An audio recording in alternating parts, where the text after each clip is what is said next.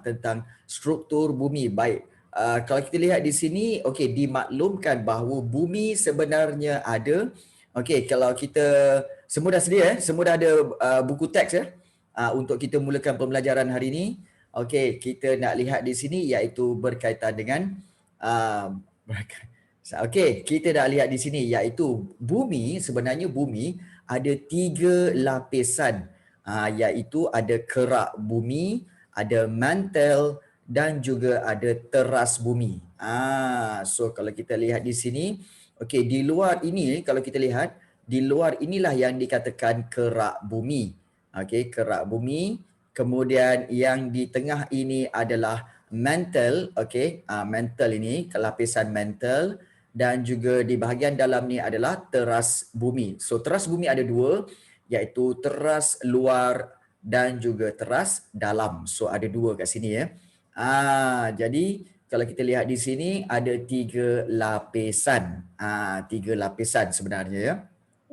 So kita nak lihat di sini tentang kerak bumi. Kerak bumi iaitu kita nak lihat tentang lapisan bumi. Lapisan bumi yang paling aktif ataupun paling keras dan anjal. Kita lihat di sini ya. Kerak bumi, okey, bumi ni kerak dia adalah lapisan bumi yang paling keras dan juga pejal, terdiri daripada 2 lapisan iaitu fokus. 2 lapisan iaitu lapisan sial. Sial ni bukan sial mengutuk tu ya. Korang jangan tengok okey ada sial lah kat sini. Bukan. Sial ni maknanya okey, silika campur dengan aluminium. Jadi silika campur aluminium, C dan juga Al tu jadi sial tu. Okey. Jangan amalkan ya. Bagus Ahmad Zafran. Okey, bagus. Dan juga satu lagi, okey, iaitu sima. Sima ialah silika dan juga magnesium. Jadi di sini C dengan ma, sebab tu jadi sima. So ada sial dan sima. Jangan ingat cikgu mencarut tak. Cikgu tak mencarut. Sial tu maknanya adalah silika dan aluminium. Okey. Jadi kalau kita lihat di sini ya, sial ni terletak di bahagian atas kerak bumi dan membentuk benua di permukaan bumi. Benua-benua. Kita ada benua Eropah, benua Asia, kemudian benua-benua yang lain, itu semua adalah di atasnya adalah lapisan yang dipanggil sial, iaitu silika dan juga aluminium. Manakala di bawah dia pula sima ni terletak di bawah sial, iaitu di dasar lautan. Okey, baik. Ya, pastilah Mas Zafran, tak baik tau bersangka buruk. Always bersangka baik ya. Husnuzon. Husnuzon. Lily, okey, ada kuis ke hari ni? Tak ada. Okey, bulan 4 nanti baru kita akan buat banyak latihan dan kuis. So setakat ini belum lagi ya. Belum lagi. Okey, baik. So kita lihat di sini, okey, ada 2 lapisan, iaitu lapisan sial dan juga lapisan sima. Sial tu ialah silika dan aluminium, manakala sima ialah silika dan magnesium. Dan bezanya ialah sial ni berada di atas kerak bumi. Okey, manakala yang sima tu terletak di dasar lautan. Itu beza dia. Jangan korang keliru. Dan jangan sebut sial sebab sebenarnya kalau macam cikgu sendiri ya, kalau kita marah sekalipun, jangan sebut perkara-perkara yang negatif. Contohnya, celakalah kau, siallah kau. Okey, babi ke apa, jangan. Kalau marah betul-betul kan, okey, gunakan perkara-perkara lain. Okey, benda-benda yang baik. Contohnya apa? Macam cikgu selalu cakap apa?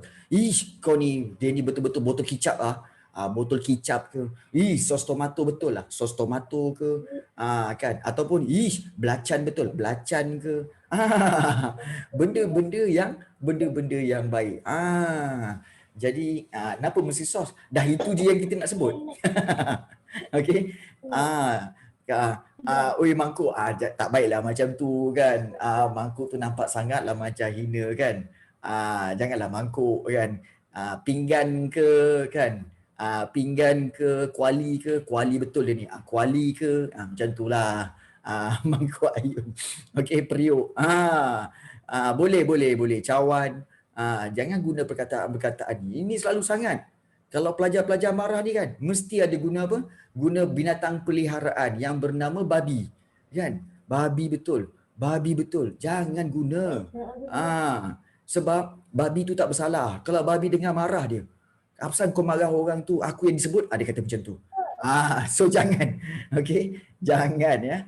Jangan. Kesian dia. Okey, baik. Kita sambung. Okey, so mula-mula kita belajar tentang kerak bumi. Okey, kita belajar tentang di atas tu kerak bumi.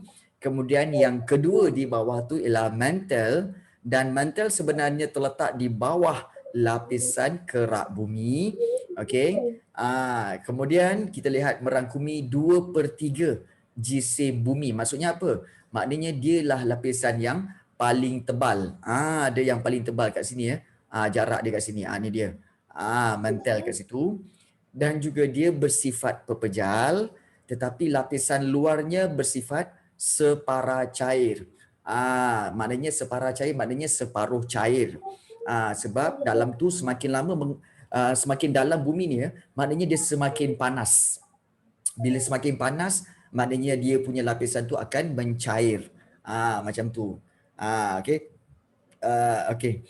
Baik. Kemudian yang ketiga, kita ada kerak bumi, kita ada mantle, dan satu lagi kita ada apa? Teras bumi. Teras bumi ni yang betul-betul kat dalam tu, iaitu lapisan yang paling dalam. Dan yang dalam tu, betul-betul dalam tu, tekanan dia begitu kuat dan suhunya yang sangat tinggi, dan terbahagi kepada dua bahagian, iaitu teras luar dan juga teras dalam. Kalau kita lihat di sini ya. Maknanya di sini kalau kita lihat, sebenarnya bumi ada 3 lapisan. Kerak bumi, mantle dan juga teras. Ingat yang itu ya. Tak kisahlah engkau handsome ke tak handsome ke, poyo ke tak poyo ke, ingat fakta ni. Jangan lupa. Fokus. Tahu ramai yang nak mengaku kat sini handsome. Secara umumnya cikgu cakap apa? Bahawa semua pelajar lelaki dalam kelas ni semua handsome. Dan semua pelajar perempuan dalam kelas ni semua memang cantik-cantik. Okey. Kan? Semua cantik-cantik. Sebab sebab selagi lubang hidung ke bawah handsome dan cantik. Selagi lubang hidung ke bawah ni kalau lubang hidung ke atas dah tak cantik dah. Lain. Okey, baik. Okey, kita sambung seterusnya. Kita lihat. Okey. Betul. Okey. Biosfera. Tadi hari itu kita ada lihat atmosfera. Kemudian kita ada lihat hidrosfera. Atmosfera ialah lapisan udara. Hidrosfera ialah lapisan air. Kemudian biosfera. Ada lagi biosfera. Biosfera ialah kawasan yang didiami oleh semua benda hidup, iaitu sama ada manusia, haiwan dan juga tumbuh-tumbuhan. Ni kita nak tengok ni. It's okay kasih. Dan kawasan tersebut melibatkan bahagian kerak bumi dan juga atmosfera. Biosfera maknanya hidupan lah, senang cerita. Senang ceritanya iaitu apa? Kawasan-kawasan yang didiami oleh semua benda haiwan, benda-benda hidup ni. Okey. Dan kemudian satu lagi yang kita nak belajar iaitu litosfera. Apa itu litosfera? Litosfera ialah lapisan luar bumi, yang merangkumi bahagian kerak bumi dan juga bahagian atas mantel.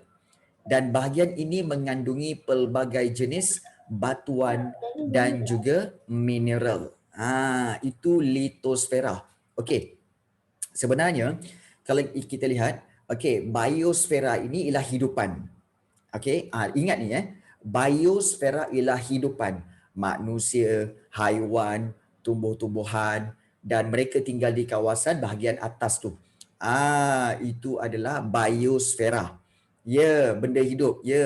Lito ni iaitu litosfera, iaitu bahagian kerak yang atas bumi dan bahagian atas mantle. Maknanya kalau kita lihat di sini, kat mana? Yang kat sinilah.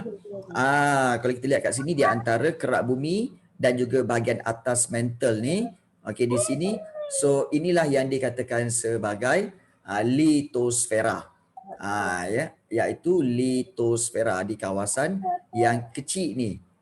Lapisan yang nipis ini litosfera. Kenapa ada lapisan ini? Kerana dekat situ ada banyak galian. Contohnya apa tahu? Apa yang ditemui di situ? Di situlah kita akan jumpa dengan apa tahu? Kita jumpa petroleum, kita jumpa emas, kita jumpa biji timah, kita jumpa berlian, kita jumpa macam-macam lagi. So, ya, perak semua kan. So, inilah yang dikatakan sebagai litosfera. Litosfera. So, bermakna kita dah belajar 4 sfera. Okey, 4 sfera. Atmosfera, kemudian hidrosfera, kemudian juga biosfera dan juga litosfera. Okey. Kalau boleh beza-bezakan, kamu boleh bezakan tak? Boleh bezakan atmosfera apa lapisan udara, atmosfera. Okey, kemudian hidrosfera bahagian kawasan yang ada air. Kemudian okey, biosfera kawasan yang manusia tinggal di situ, tu biosfera. Okey, dan satu lagi litosfera, lapisan kerak bumi dan juga lapisan atas mantel. So itu adalah banyak kita katakan banyak sumber-sumber galian. So itu 4 sfera kat situ kita belajar okey, baik. So itu berkaitan dengan 4 sfera yang kita belajar dan kita teruskan dengan benua, lautan, okey, laut utama dan juga selat. So kita lihat di sini apa itu benua.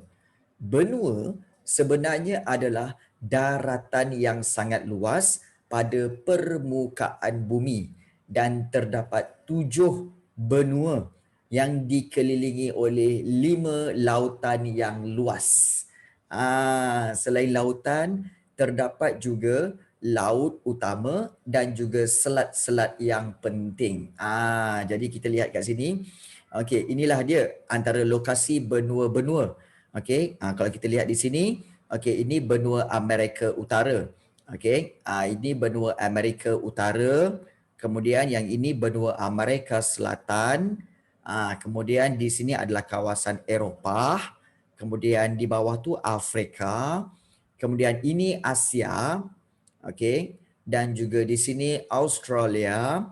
Okey, benua Australia. Australia adalah pulau dan juga benua benua. Dan yang terakhir ialah Antartika di sini. So total ada berapa? Ada tujuh benua. Jadi selalunya kalau kita lihat orang menggambarkan benua ini sebagai tempat-tempat yang besar. Contohnya kita lihat di sini benua Amerika Utara ialah benua yang ketiga terbesar di dunia. Meliputi kawasan seluas kira-kira 24.5 juta kilometer persegi. Itu benua Amerika Utara. Manakala benua Amerika Selatan pula benua yang keempat terbesar di dunia. Kawasan dia seluas kira-kira 17.8 juta kilometer persegi. Benua Antartika. Di sini. Kenapa cikgu tak pakai spek? Tak apa. Okey.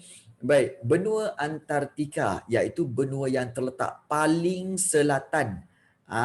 Paling selatan di sini maknanya di kawasan selatan ni lah. Kalau kita buat utara selatan, so Antartika di bahagian bawah iaitu bahagian selatan. Meliputi kawasan seluas kira-kira 14 juta kilometer persegi, itu benua Antartika. Benua Eropah, benua yang kedua terkecil di dunia, hanya 10.4 juta kilometer persegi. Dan benua Australia, benua yang paling mendatar di dunia, maknanya paling flat. Dia tak banyak kawasan gunung ganang tapi dia banyak flat. So benua yang paling mendatar di dunia meliputi keluasan kira-kira 7.6 juta kilometer. So bermakna benua Australia adalah benua yang terkecil. Benua terkecil Manakala benua Asia. Mana flat eaters lah. Okey. Kalau kita lihat benua Asia adalah benua yang terbesar di dunia. Di dunia meliputi kira-kira 55.8 juta kilometer persegi. Dan Malaysia, negara kita adalah salah sebuah negara dalam benua Asia. Kita kat sini kan. Dan benua Afrika adalah benua yang kedua terbesar di dunia, meliputi keluasan kira-kira 30 juta kilometer. Dan kalau orang tanya mana Malaysia? Kalau kita lihat di sini, mana Malaysia? Kalau kita naik atas kan, mana Malaysia? Malaysia tu, yang mana satu? Yang itulah, yang ini. Ini adalah Malaysia. Ni dia.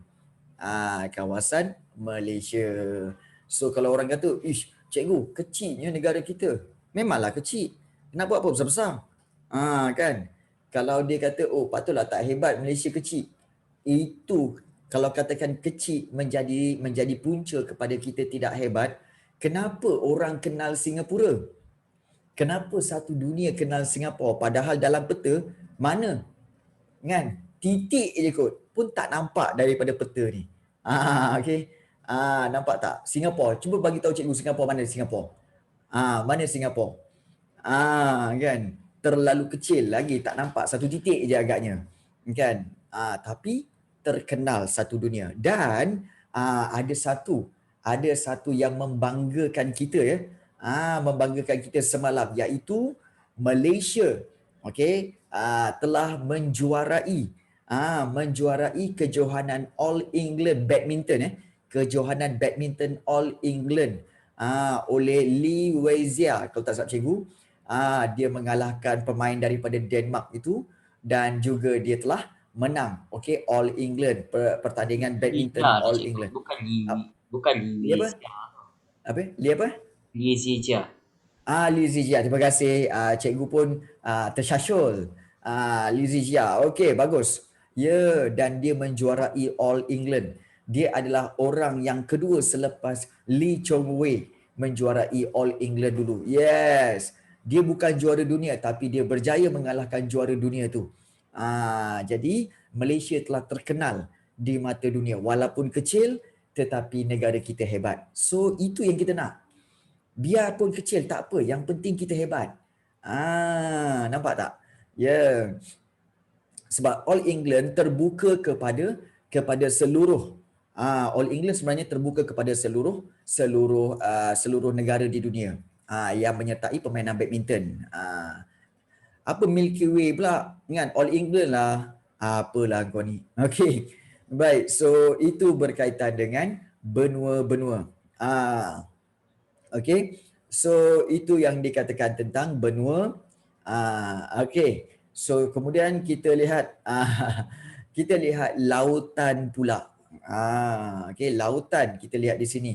Apakah lautan yang ada? Kalau kita lihat di sini, iaitu lautan yang ada di sini adalah seperti lautan Arktik di atas ni, kemudian lautan Pasifik di bawah Amerika Utara ni, kemudian lautan Atlantik di antara Amerika dan juga Eropah, kemudian lautan selatan di antara Amerika Selatan dengan juga Afrika. Kemudian di antara Afrika dan juga ke Asia Tenggara ada lautan Hindi kat sini. Dan di sini kalau kita lihat di sini, ini kawasan ini dipanggil Laut Sulu dan ada Laut Cina Selatan, dan di tengah-tengah tu ada selat. Di antara Singapura dengan Malaysia ataupun Johor ada Selat Tebrau. Tu Selat Tebrau. So ini antara nama-nama lautan yang ada. Sebenarnya banyak lagi ya. Tapi ini antara lautan-lautan yang terkenal lah. Lautan-lautan terkenal. Sebenarnya banyak lagi lautan tau. Memang banyak. Selat Melaka pun ada kat situ, betul. Selat Melaka, Selat Inggeris pun ada juga Selat Inggeris. Jadi memang ada. So kalau kita lihat di sini, lautan Pasifik. Lautan Pasifik, fakta dia.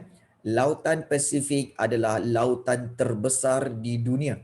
Mana lautan Pasifik? Yang ini. Sebab lautan Pasifik ni sebenarnya daripada kawasan sini ya, lautan Pasifik ni sambung sampai ke sini. Sampai ke situ. Maknanya kiri dan kanan tu itu lautan Pasifik, kan bumi dia bersambung kan. Dia bersambung. Maknanya inilah lautan terbesar di dunia. Betul? Dia sambung sampai ke Filipina tu semua. So, lautan Pasifik lautan terbesar dan purata kedalamannya adalah 4,300 meter. Maknanya purata average kedalaman dia 4,300 meter tahu. Maknanya apa? 4.3 kilometer. Kamu bayangkanlah, katakan daripada rumah kamu ukur 4.3 kilometer daripada rumah kamu, contohnya rumah kamu pergi ke satu tempat, kemudian bayangkan kalau dia ke dalam. Bawa ke dalam. So itu 4,300 meter. Itu pun dah dalam. Tak payah cerita Mariana Trench lah. Mariana Trench memang 11,000 meter. 11,000 meter bersamaan apa? 11 kilometer. Lagi dalam. Okay. So itu Mariana Trench juga berada dalam lautan Pasifik. Memang dalam. Kamu tengok kolam renang. Pernah pergi kolam renang kan? Kolam renang biasanya kedalaman 5 meter je. Itu pun dah dalam dah 5 meter. Tak payah cerita 100 meter lah. 100 meter tak payah. Yang lagi dalam 100 meter. Ini 4,000 meter. Bayangkanlah. Mana ada 5 meter lepas tu? Taklah. Adalah. Apalah. 1.2 meter itu kau yang menyelam tu. Kan? Memang ada. Betul. Okey. 1.2 meter tu kau main dengan kawasan yang kanak-kanak tu. Yang main pelampung, pakai pelampung pelampung tangan dengan pelampung apa? Pelampung itik tu. Lah kau ni kan. Okey. Baik. Janganlah cerita kan malu. Kan dah malu. Okey. Baik. So kita lihat. Alahai. Okey, lautan Pasifik kita dah dikenal. Kemudian lautan Arktik. Lautan Arktik, lautan terkecil dan tercetek di dunia dan terletak berdekatan dengan kutub utara. Lautan Arktik kat mana? Kat atas tu. Kat atas ni kecil dan juga dia cetek. Tapi cerita cetek dia bukan cetek macam kamu boleh masuk kaki bukan boleh masuk kaki je tau. Masuk kaki ceteknya. Tak, bukan cetek macam tu Dia punya cetek 100 meter atau 200 meter punya cetek. 100 meter atau 200 meter punya cetek. Okay. So jangan bayangkan cetek boleh masuk kaki ni berjalan-jalan. Tak. Kan dengan kongkong kan terjun kan ke dalam habis. Okay. Cetek sangat kan. Memang masuk lemas. Tu lautan Arktik. Okay. Kemudian seterusnya, lautan Atlantik ialah lautan yang kedua terbesar di dunia, memanjang dari utara ke selatan dan membentuk seakan-akan huruf S. Okey, kat mana? So kalau kita lihat inilah dia. Lautan Atlantik. Okey, kalau kita lihat di sini seolah-olah macam bentuk S. Iaitu bentuk S macam ni kan. Ini lautan Atlantik dan macam ni. Betul. Inilah dia bentuk S, iaitu spender, kata Ahmad Zafran lah. Ahmad Zafran kata S tu spender. Tak tahulah. Kena tanya dia. Okey. Okey. Jadi inilah lautan Atlantik yang berbentuk S. Seperti mana yang ada dalam fakta ini. Lautan Atlantik. Okey, ada yang tanya Bermuda Triangle tu kat mana? Okey. So Bermuda Triangle sebenarnya berada di kawasan ini. Di kawasan ni. Ini kawasan Bermuda Triangle. Di kawasan ini jadi itu di kawasan antara Miami, kemudian ada Bermuda dan juga Florida. So di situ adalah kawasan Bermuda Triangle. Kita tahu kan, ramai yang mungkin tahu biasanya Bermuda Triangle ni berkaitan dengan apa? Berkaitan dengan kehilangan banyak kapal-kapal. Jadi entahlah, kan. Okey, baik. Kemudian kita lihat lautan Hindi. Kenapa hilang? Nanti kamu baca sejarah dia. Okey. Kita lihat lautan Hindi. Lautan Hindi ialah lautan ketiga terbesar di dunia dan bersempadan dengan benua Asia, Afrika dan juga Australia. Ni bersempadan ya. Maknanya kalau kita lihat lautan Hindi tu, tu lautan Hindi. Okey. So lautan Hindi ni kalau kita lihat dia bersempadan dengan ini adalah benua Afrika. Kemudian yang ini bersempadan dengan benua Asia. Ni Asia. Okey. Kemudian yang ini adalah benua Australia. So bermakna lautan Hindi ni dikelilingi oleh 3 benua. Ya, besar, lautan Hindi pun besar dan selalu berlaku banyak ribut di lautan Hindi ni ya. Bukan. Lautan terdalam sebenarnya adalah lautan Pasifik. Lautan Pasifik yang ada Mariana Trench. Okey, Mariana Trench. Yes, betul. Kemudian kita lihat lautan selatan. Lautan selatan iaitu lautan yang mengelilingi benua Antartika, iaitu benua di bawah tu. Okey, yang ini benua Antartika dan di sini lautan selatan. Kemudian Laut Cina Selatan. Terletak dalam lingkungan lautan Pasifik, merangkumi perairan bermula dari Selat Melaka hingga ke Selat Taiwan. So kalau kita lihat di atas tu, itulah dia Selat Melaka. Laut Cina Selatan. Ini Laut Cina Selatan apa beza antara lautan dengan laut? Laut ni lagi kecil daripada laut lagi kecil daripada lautan lah. Sebab tu kalau kita lihat Laut Cina Selatan, kawasan dia di sini. Sampai ke Taiwan tu, ini adalah Laut Cina Selatan, kawasan ni. Kawasan tu Laut Cina Selatan. Tapi dia di dalam lautan Pasifik. Dia di dalam lautan Pasifik. Jadi itu berkaitan dengan Laut Cina Selatan. Banyak kemudian Laut Sulu. Laut Sulu ni berhampiran dengan negara kita ya. Laut Sulu terletak di bahagian barat daya Filipina, berhampiran dengan Pulau Borneo. Okey, kalau kita lihat di sini, okey, kita zoom sikit. Ini yang dikatakan laut kita katakan Laut Sulu, dan di kawasan inilah kalau kita lihat berhampiran dengan Filipina dan juga Kepulauan Borneo. Kepulauan Borneo mana? Okey, Sabah, Sarawak, Kalimantan tu itu dipanggil Pulau Borneo. Okey, itu dipanggil Pulau Borneo. So di sini Pulau Borneo sebenarnya.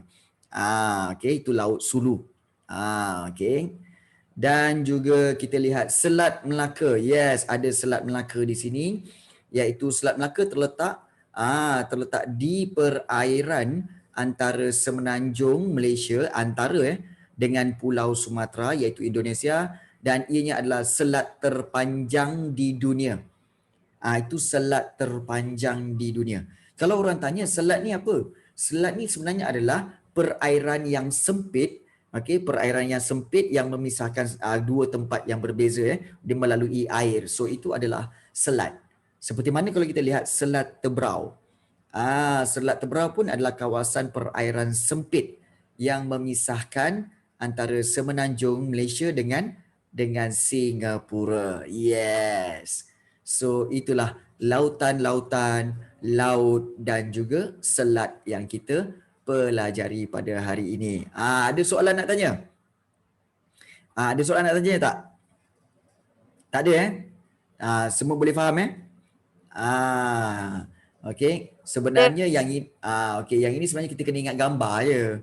Ingat gambar tu kita tahulah yang mana lautan, kemudian yang atas tu yang mana benua-benua, itu je lah. Jadi kamu harus berbangga jadi orang bumi. Kalau kamu jadi orang Marikh ke, orang Pluto ke, orang Utarid ke kan, ataupun orang-orang di Zuhal ke kan, tak ada peta-peta macam ni. Kan? Kehidupan pun tak ada. Jadi untunglah kamu ada di bumi ini. Bersyukurlah. Okey, bersyukurlah Okey. Kita lihat di sini seterusnya, iaitu kesan pergerakan bumi. Cikgu rasa kita pernah belajar ini semasa bab 2 tingkatan 1, iaitu dalam subjek sejarah. Betul tak? Dalam subjek sejarah kita ada belajar tentang pergerakan bumi ni kan, dan juga bagaimana bumi berubah. Bagaimana bumi berubah. Jadi kalau kita lihat di sini, akibat daripada pergerakan kerak bumi. Kita lihat di sini. Permukaan bumi sebenarnya terdiri daripada lapisan kerak bumi yang dikenali sebagai plat. Ingat tu perkataan tu, iaitu plat. Okey. Dan plat ini sebenarnya terbahagi kepada dua, iaitu plat daratan dan juga plat lautan. Lapisan plat bumi berada di atas lapisan mantle. Maknanya plat-plat itu dia ada di atas lapisan mantle yang kita belajar tadi, kerak bumi mantle kan. So dia ada di atas mantle tu. Jadi pengaruh arus perolakan di lapisan mantle ini menyebabkan plat bumi bergerak. Boleh faham tak? Agak-agak boleh faham tak agaknya? Faham tak kat sini? Nak tanya dulu ni. Faham ke tak faham ni? Okey, boleh faham boleh faham okey. So, agak-agak faham. Okey, dia macam ni. Okey, cikgu tunjukkan daripada bentuk bumi yang ini Okey. So kalau kita lihat di sini, kita gunakan yang bawah. Sebenarnya kerak bumi ni kalau kita lihat, kerak bumi ni sebenarnya adalah dia ada plat-plat tau, iaitu dia ada lapisan-lapisan. So kerak bumi yang ini atas sekali kerak bumi, kemudian dia ada plat, iaitu katakanlah okey, ini plat kawasan ini kemudian bersambung dengan plat kawasan B, kemudian ada plat kawasan C. Okey. So kadang-kadang plat ini dia sebenarnya statik, tetapi apabila ada pergerakan di dalam mantle ni sebenarnya bahagian dalam tu dia cair tau. Bahagian cair ni dia akan moving. Dia akan bergerak dan bergerak. Dia moving di dalam kerak bumi tu. Dalam teras bumi tu dia akan moving cair ini, menyebabkan kawasan yang mantle ini pun bergerak. So bila bergerak, ya betul, dalam ni magma lah. So bila dia bergerak, bergerak kan. So plat-plat yang ada di atas tu, plat tanah tu di atas tu, dia akan moving. Contohnya plat ni kan tiba-tiba dia moving ke dalam ni. Dia moving ke atas ni, maka yang ini akan tertolak. Tertolak kat situ. Yang ini pun kadang-kadang dia terlayer masuk ke bawah. Jadi dia bergerak. So bagaimana dia bergerak? Sebab dia ada tekanan kat bawah tu, yang bawah dalam bumi tu, bawah tu berpusing-pusing tau. Okey, berpusing-pusing. So bumi ni pun dia, kerak-kerak bumi pun dia akan moving. Dia moving. Dan moving itulah yang menyebabkan gempa bumi. Pernah dengar kan tentang gempa bumi semua kan? Gempa bumi tu sebenarnya akibat apa? Pergerakan plat-plat inilah. Pergerakan plat-plat ini. Dan plat-plat ini sebenarnya pergerakan tu disebabkan oleh magma dan juga mantle yang ada kat dalam bumi tu. Dan itu punca utama kenapa berlakunya gempa bumi. Kalau gempa bumi di atas darat tak apa. Kalau gempa bumi tu berlaku dalam laut, dia akan menyebabkan air laut berkocak. Dalam bumi tu, dalam laut tu apabila plat tu bergerak, maka air itu akan berkocak. Bila air berkocak, menyebabkan air itu membentuk ombak kecil dan ombak itu akan bergerak sampai ke daratan menjadi tsunami. Itu punca tsunami. Pergerakan plat-plat di dalam tanah sebenarnya. Boleh faham? Boleh faham sekarang kita tahu kenapa. Macam tu rupa-rupanya pembentukan tsunami sebab plat bumi yang bergerak. So, pergerakan kerak bumi ni, kerak bumi dan juga ataupun plat ini melibatkan proses pertembungan dan pencapahan. Dan proses ini menyebabkan pelbagai kesan kepada pembentukan muka bumi. Dengan BN ke tu besar? Tak. Dia kalau sebenarnya Haziq, kalau katakan di tengah laut kalau katakan tengah laut ni, tengah laut, dalam laut tu kan ada tanah kan. So katakan bila tanah tu bergerak moving, bila moving macam tu dia akan naik macam tu kan. Air dekat situ akan berkocak. Kocak kecil. Tapi sebenarnya dia menyebabkan air tu dia akan bergerak. Kecil, dia akan jadi apa tahu? Besar. Sampai ke daratan dia akan jadi besar dan membawa air itu ke daratan. Dan itulah penyebab utama kepada tsunami. Nampak tak? Tengah laut dia kecil, tapi bila sampai ke darat dia jadi besar. Macam dia macam pernah kamu lihat mungkin pernah kamu lihat video-video berkaitan tsunami yang pernah berlaku di Aceh, pernah berlaku di Jepun. Memang dahsyat. Memang dahsyat. Itu semua kerana apa? Okey, pergerakan plat bumi ini. Di atas kerak bumi itu. Jadi, kalau kita lihat antara perkara-perkara yang berlaku dengan plat ni iaitu antaranya macam cerita untuk movie, tapi sebenarnya dia yang betul-betul pernah berlaku tahun 2004 dan juga 2016 tu. Memang ada pernah berlaku. Okey. Baik, kita lihat hanyutan benua. Benua hanyut. Kita lihat di sini pencapahan atau pemisahan plat menyebabkan berlakunya perubahan kedudukan benua. Okey. Pencapahan ni maknanya apa tahu? Pertembungan. Contohnya, plat bumi di Asia ada plat bumi di Eropah. Katakanlah dia bertembung, dia bergerak menentang. So dia akan bertembung kat situ dan ini menyebabkan kadang-kadang dia yang ini menjadi ke depan, yang ini menjadi ke belakang. Itu pergerakan. Dan kadang-kadang ada juga benua yang semakin menjauh. Tiba-tiba dia menjauh. Dia menjauh. Bukan tiba-tiba proses lama tau. Dia menjauh. So yang ini dipanggil hanyutan benua. Benua tu hanyut. Hanyut jauh. Jadi kalau kita lihat walaupun proses pemisahan plat ini terjadi dengan sangat perlahan, namun ahli sains membuktikan kemungkinan kedudukan benua pada masa sekarang ni adalah kesan daripada hanyutan benua. Okey, sebab apa tahu? Sebab tu kalau kita lihat, bentuk muka bumi ni seolah-olah boleh dicantumkan. Betul tak? Dia macam boleh dicantumkan. Dulu sebenarnya 200 juta tahun dulu bumi kemungkinan besar semuanya bercantum seperti ini. Satu kawasan. Kemudian apabila yang ini bergerak ke sini, yang ini pula bergerak ke sana. Jadi ini menyebabkan dia semakin menjauh.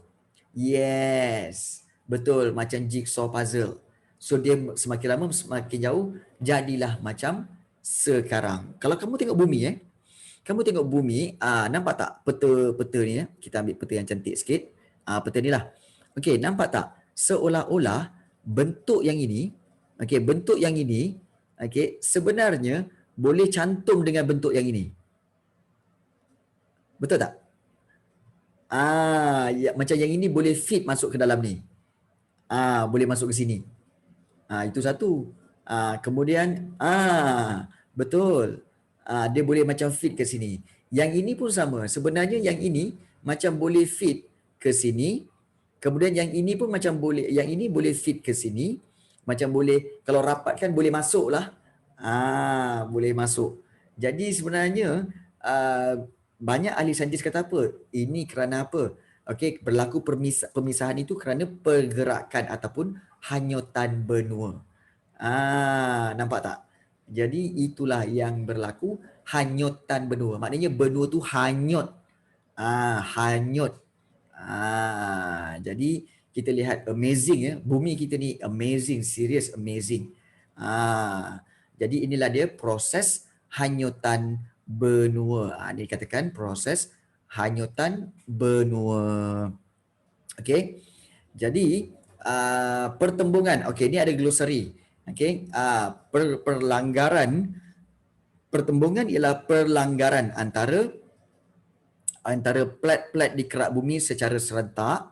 Itu perlanggaran, pertembungan. Kalau pencapahan maknanya perpisahan dan pergerakan plat-plat di kerak bumi. Dan kalau sesaran iaitu pergerakan plat-plat bumi secara berselisih di sepanjang garisan gelinciran. Ada juga yang apa tahu? Dia bertembung cara apa tahu? Dia ada bertembung depan-depan. Itu pertembungan. Pencapahan iaitu dia berpisah, dia bergerak, hanyut. Itu pencapahan. Kalau sesaran pula, kadang-kadang dia sebelah-sebelah. So bila sebelah tu dia gerak secara berselisih. Ada satu gerak ke depan, ada satu gerak ke belakang. So itu dikatakan sebagai sesaran. Nampak tak? So ada 3 jenis pergerakan plat bumi. Okey, pertembungan, pencapahan dan juga sesaran. Mana-mana pun okey, pergerakan itu boleh menyebabkan gempa bumi. Mana-mana boleh menyebabkan gempa bumi kalau dia berlaku secara kuat ya. Okey, baik. Main apa Amar? Main apa? Jigsaw puzzle. Tiba-tiba Amar Zafran ni jom main apa? PUBG. Tengah belajar kau nak main PUBG. Aku lempang juga kau sekarang. Kau duduk diam-diam. Okey. Duduk dan diam. Boy, kan. Belum apa-apa PUBG, kejap. Okey, baik. Lempang online ambil. Lempang online. Okey, baik. So, itu berkaitan dengan pergerakan bumi. So, kita akan lihat di sini, okey, antara perkara-perkara yang kita dapat. Okey, kamera jadi mangsa. Okey, baik. So, antara pergerakan, acar kena tampar. Yelah, betul lah. Korang acar lah kena tampar. Cikgu buat macam ni, kau pun buatlah macam tu. Macam kena. Kan? Lepas tu, aduh, cikgu sakit. Macam tu ke kan? Okey, baik. Okey. So, kita lihat. Aduh, okey. Okey. Dah Haziq, kan? Dah habis lah, tamparan tu dah habis. Okey, kita lihat seterusnya. Okey. Okey, pergerakan bumi ini, ataupun pergerakan plat-plat ini sebenarnya okey, akan membentuk kepada gunung lipat. Iaitu gunung lipat ini sebenarnya adalah pergerakan dan pertembungan plat bumi akan menyebabkan berlakunya pembentukan gunung lipat. Dan pergerakan dan pertembungan itu berlaku apabila terdapatnya daya mampatan pada kerak bumi. Ini daya mampatan, nampak tak? Apabila satu daya mampatan tu menolak satu sama lain, yang ini tolak ke kanan, yang ini tolak ke kiri, kiri ke kanan, kanan ke kiri tu. So ini menyebabkan kesan daya mampatan tu dia akan timbul ke atas. Dia akan timbul ke atas, ini kesan daya mampatan. So dia akan membentuk tanah yang begini. Secara umumnya ianya adalah flat, tapi taklah betul-betul flat. Kemungkinan ada juga kawasan yang memang dah sedia wujudnya adalah bentuknya yang berbukit bukau, memang dah ada. Jadi maknanya tolakan serta himpitan dua plat dari arah bertentangan.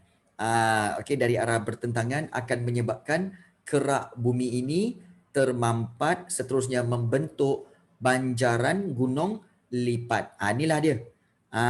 Kita lihat di sini, iaitu pembentukan gunung lipat. Ini gunung lipat. Dan salah satu gunung lipat yang kamu boleh lihat iaitu gunung lipat di mana? Gunung lipat di Banjaran. Banjaran apa yang kamu ingat di Malaysia? Banjaran apa yang ada kat Malaysia? Banjaran apa yang ada kat Malaysia? Okey, tu nak tanya tu. Banjaran apa yang ada kat Malaysia? Banjaran Titiwangsa. Lagi banjaran apa lagi? Okey, ada banjaran Titiwangsa, kemudian ada banjaran okey, kita akan lihat di sini. Okey, kat mana kita nak pergi sebenarnya ni? Sekejap. Cikgu bawa kamu ke Malaysia lah. Ke Malaysia. Jom kita lihat berkaitan dengan Malaysia, dan hari ni kita berjalan. Kita berjalan kejap. Okey, so kita sekarang berada di so kita bergerak ke Malaysia. Okey.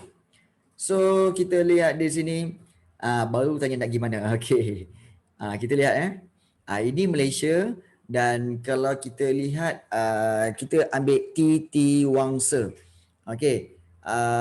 Titiwangsa banyak taman, tapi sebenarnya kalau kita lihat di sini, manakah kita ada gunung lipat betul.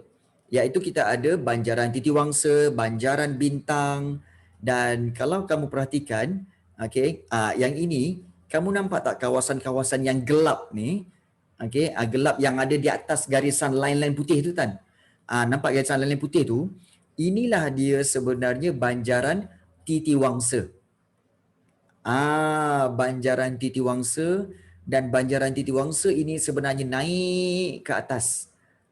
Naik ke atas ni, okey, banjaran Titiwangsa, dan banjaran-banjaran ini sebenarnya adalah adalah Gunung Lipat.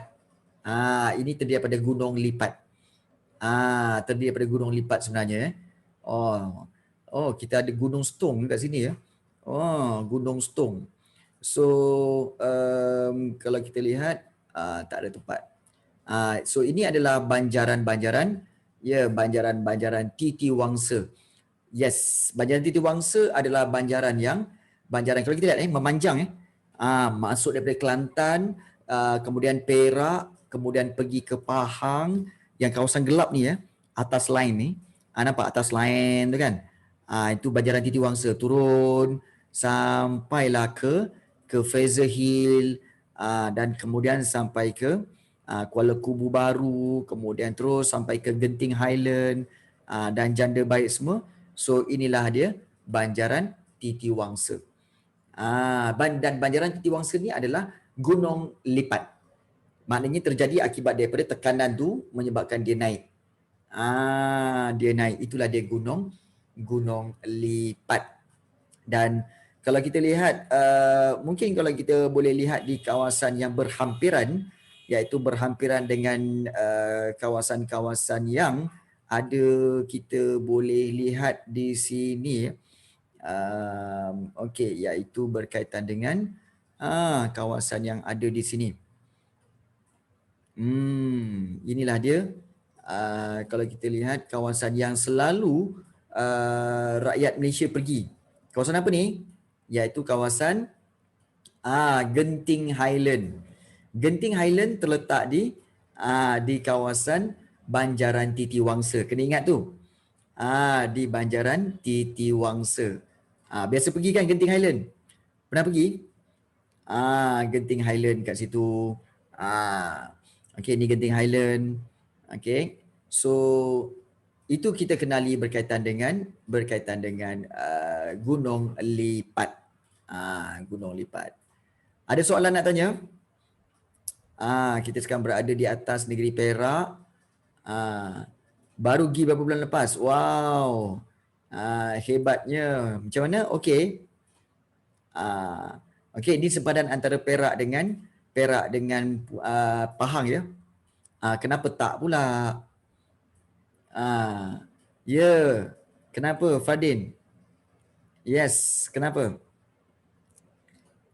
Ada apa masalah Fadin? Jom kita tengok. Saya boleh on kamera dan boleh tak on.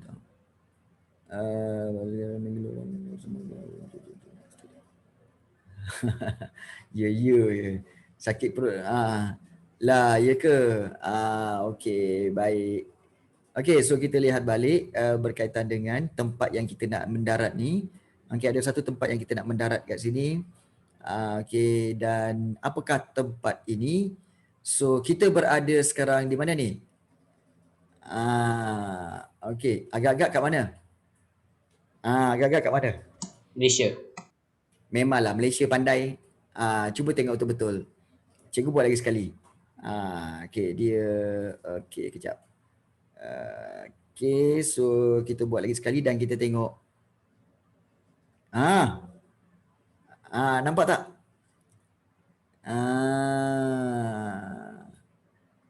Ini kat mana ni? Cameron Highland ke cikgu?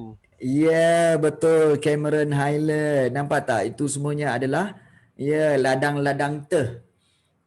Ladang-ladang teh. Nampak tak pokok-pokok teh yang banyak.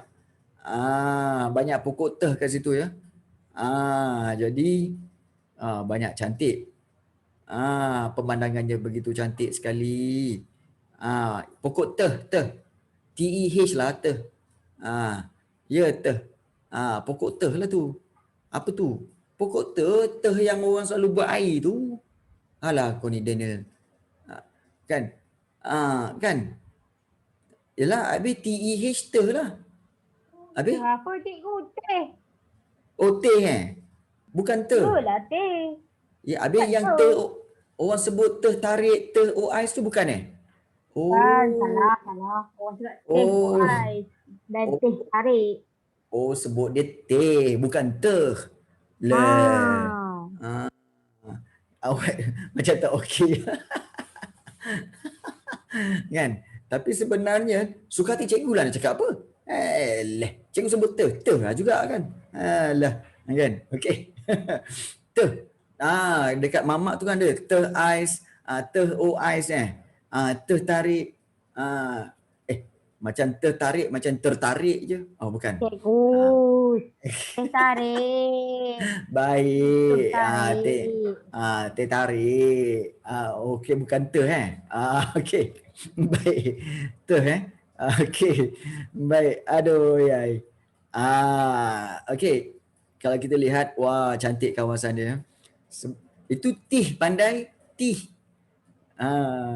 Okey. Baik. Kita nak tunjukkan bagaimana sebenarnya. Okey. Nampak tak? Kita lihat di sini. Okey. Nampak tak dia punya berbukit bukau tu? Itulah gambaran gunung lipat apabila dia bertembung dan dia naik, so dia menjadi gunung-gunung. Banyak gunung. Tapi ini di kawasan teh lah. Tak kisahlah kan, korang sebut teh kan. Tak kira cikgu nak sebut teh juga. Teh, lantak teh. Kan? Biar kan, biar. Okey. So Alah, ini teh je lah. teh je lah. Ni pokok-pokok Jadi teh. je lah. Jadi je lah kan. Cikgu ni kan.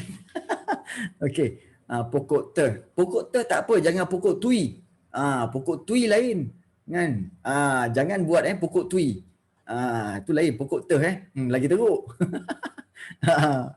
So nampak, cantik lah.